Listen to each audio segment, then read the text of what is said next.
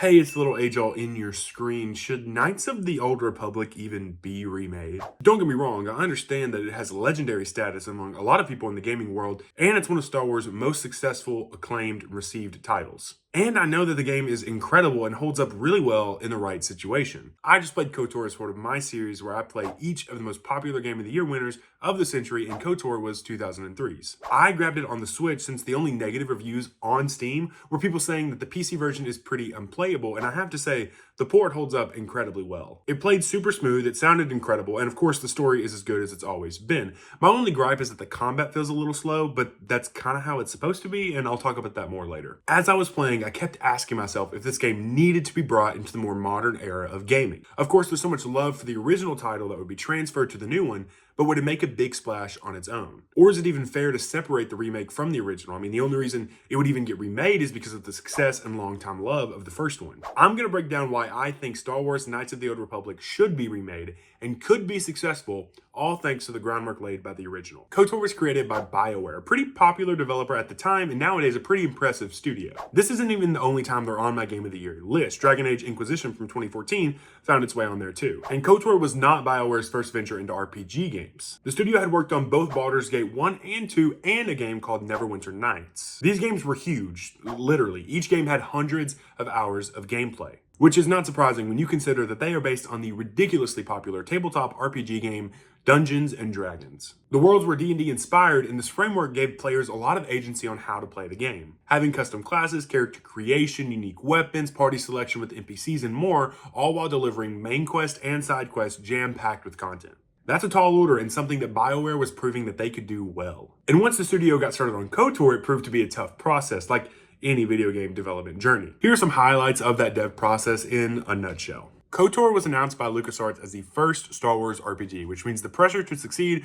was mounted on almost immediately. Microsoft had just announced the Xbox, and KOTOR was set to exclusively release on that platform in 2002. The scope of the game led to a delay, meaning it would now release in 2003. Eventually, the decision was made to cut an entire planet named Slaherin out of the game. The gameplay of this planet would have taken the fighting bit of Terras and upscaled it into a viciously gladiatorial world that you could only escape after you made your way through the dueling tournament. Generally, KOTOR development followed BioWare co-founder Ray Muzika's plan then create strategy, meaning you front load all of your design operations so that cuts are made before you start building the game in the game engine. Something like 39,000 bugs were found while they were playtesting, and the final stretch to get the game shipped was intense to say the least. Concept art lead John Gallagher said that they probably pushed the console to about 105%, overclocking what the Xbox should have rightfully handled, but the game shipped anyway. Those were just some pieces from the development, and if you want to read more about it, you can reference this article that I pulled information from for this video. The link is in the description. Anyway, all that to say, KOTOR was always going to be an undertaking in development, and no one was disillusioned to that fact. LucasArts and BioWare conspired to make something that had never been done before, and against all odds, it happened successfully. KOTOR takes place some 4,000 years before the Star Wars movies, throwing us in the middle of the Jedi Civil War,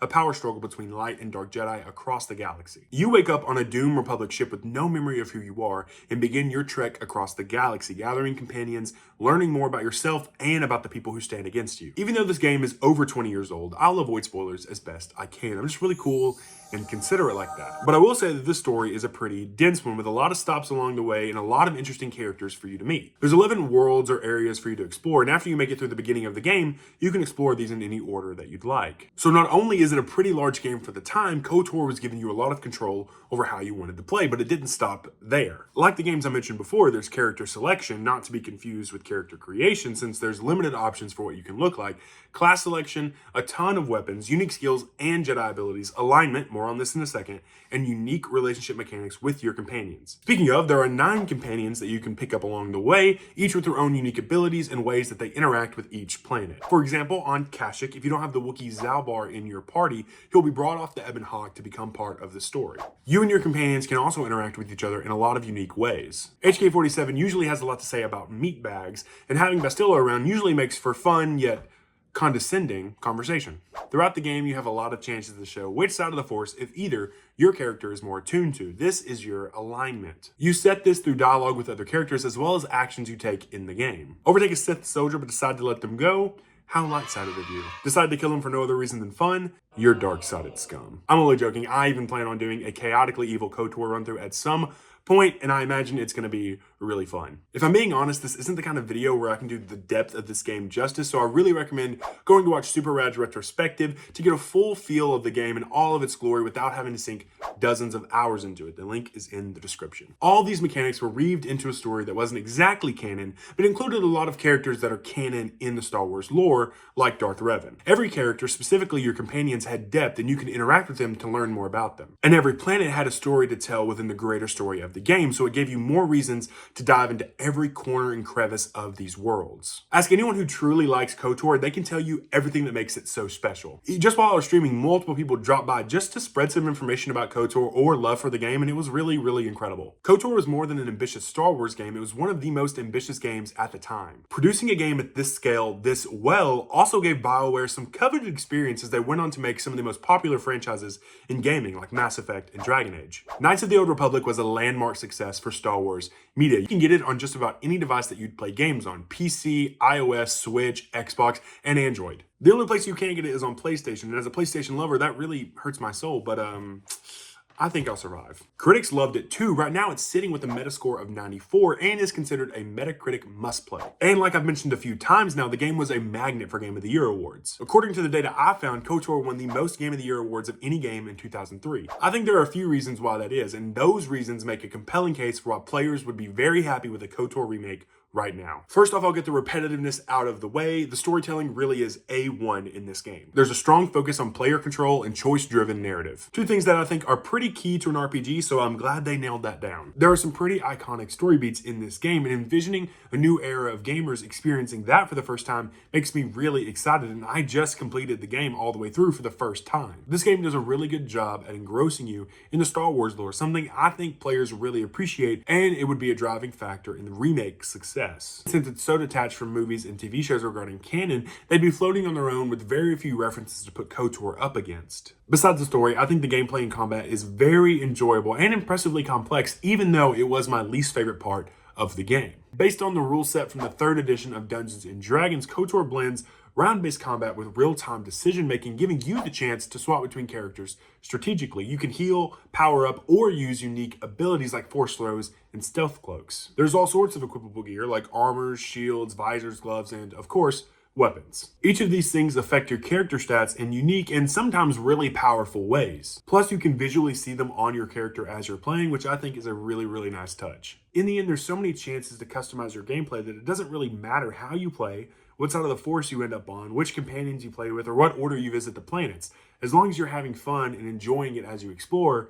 that's what really matters. KOTOR's ability to give players an incredibly immersive experience is its most remarkable trait that makes it a very marketable remake. But just because it's probably going to succeed doesn't mean it's an easy thing to create. The list of challenges that come with remaking Knights of the Old Republic isn't exactly small. I want to preface this by saying I'm not a video game developer, and most of the info I pull when I talk about games comes from interviews with those teams. I've also just spent a lot of time on the internet, so I know some of the reception-based challenges that a remake of KOTOR could face. Starting with the obvious, you're going to have really high expectations with fans of the original game. And these just aren't any fans, these are Star Wars fans. As a fan myself, I understand how particular some people can get about this franchise. It'll be a delicate balance between striking a player's nostalgia and bringing the game forward enough so that every sale you're making isn't to a player with 250 hours in the OG game. Plus, you've got to prepare for the size of the new potential audience. Sure, this game ended up on virtually every platform, but gaming is more accessible now than it's ever been. That being said, it makes for a really big challenge for developers. Somehow, Saber Interactive, the studio that now has the KOTOR remake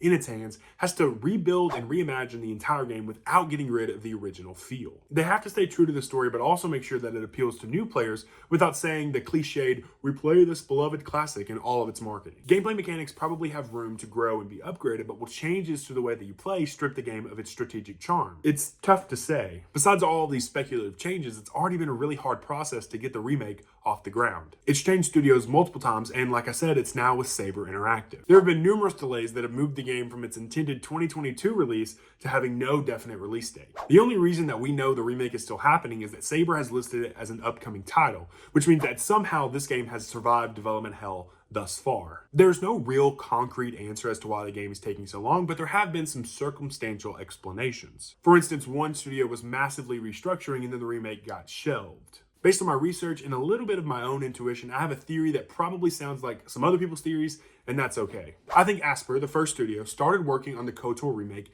at full steam. As they were developing, they made the decision to stick very close to the original gameplay mechanics and feel. Sony took a look at their vision and wasn't happy. See, Sony had their hands in the pot because this game was supposed to be a PlayStation exclusive, which would have been very cathartic for me, I must say. But I think Sony wanted something a lot closer to Jedi Fallen Order than a one-to-one remake of Star Wars Knights of the Old Republic was going to get them. Changing the combat and gameplay of KOTOR would have changed a lot of what fans love about the game and would have definitely opened them up to a lot of criticism. This is a pretty nebulous topic, and we've only seen outcomes of decision-making processes that we're not party to. So again, this is all really speculative, and if you can add to the conversation, please comment down below. But truly, I really wish Saber Interactive the best as they work on this game. I think that outside of being a fun video game, Knights of the Old Republic has a place in modern gaming. The story is largely about morality and choice. As you explore the galaxy, you interact with people, armies, gangs, and governments that you agree with and that you don't agree with. Sometimes characters go to extremes that you wouldn't dream of, and sometimes you're the one going to extremes. Your choices affect everyone, and learning to think about the impact that your decisions have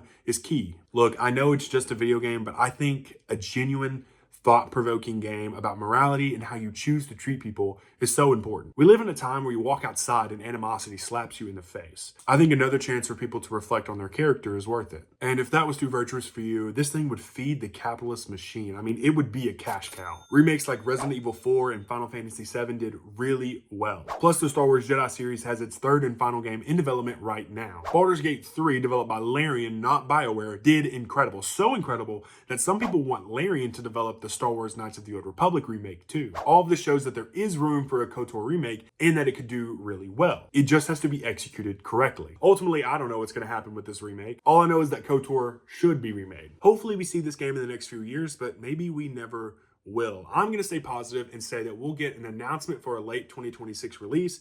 That'll get delayed into 2027, and we'll finally get a Star Wars Knights of the Old Republic remake 6 years after the game was announced. Of course, I would love to hear what you think about this. I know this could be like a contentious topic with a lot of opinionated people, so please just keep it chill down there, and remember, it's not that serious. All that being said, thank you for watching. I'm the little ajoll in your screen, and I will see you in the next video.